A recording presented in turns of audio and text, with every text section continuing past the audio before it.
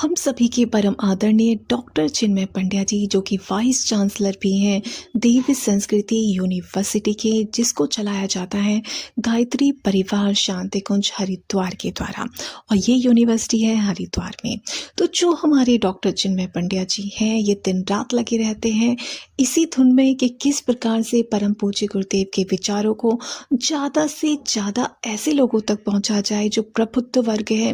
और जिनके पास परम पूज्य गुरुदेव के विचार अगर सही ढंग से पहुंच जाएं तो सच में एक बहुत बड़ा परिवर्तन इस देश में आ सकता है। क्योंकि नीति निर्धारण में सरकारी जो पदाधिकारी होते हैं उनका बहुत बड़ा हाथ होता है, और अगर किसी एक भी व्यक्ति के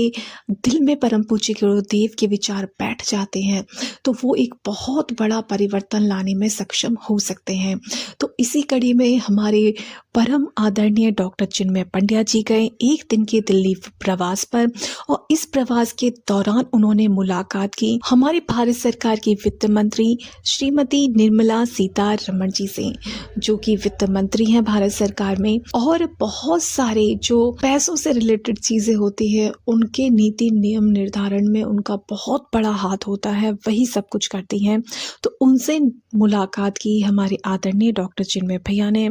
और जब वो उनसे मिले तो उन्होंने उन्हें बताया कि किस प्रकार से हमारे देव संस्कृति विश्वविद्यालय में दिव्य अखंड दीपक की शताब्दी और परम वंदनीय माता जी की जन्म शताब्दी के पावन उपलक्ष्य में देव संस्कृति विश्वविद्यालय में आयोजन होने वाला है एक बहुत ही विशेष कार्यक्रम का। और इस कार्यक्रम की थीम है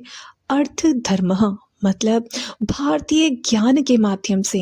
अर्थशास्त्र का पुनर्परिभाषण। ये पूरा ही कार्यक्रम अर्थशास्त्र के ऊपर होने वाला है कि किस प्रकार से हम जो हमारे वेदों में, ग्रंथों में और भारतीय सनातन संस्कृति में बताया गया है कि किस प्रकार से अपना अर्थशास्त्र चलाना चाहिए। अर्थशास्त्र के बारे में बहुत सारे नीति नियम हमारे ग्रंथों में बताए गए हैं, उनके बारे में थोड़ा मंथन इस आयोजन में किया जाएगा और बताया जाएगा कि किस प्रकार से जो हमारे भारतीय संस्कृति में ज्ञान दिया गया है उसके माध्यम से हम अर्थशास्त्र का दोबारा से परिभाषण कैसे कर सकते हैं। जो आजकल का हमारा अर्थशास्त्र है उसमें क्या बदलाव हम अपने धर्म के अनुसार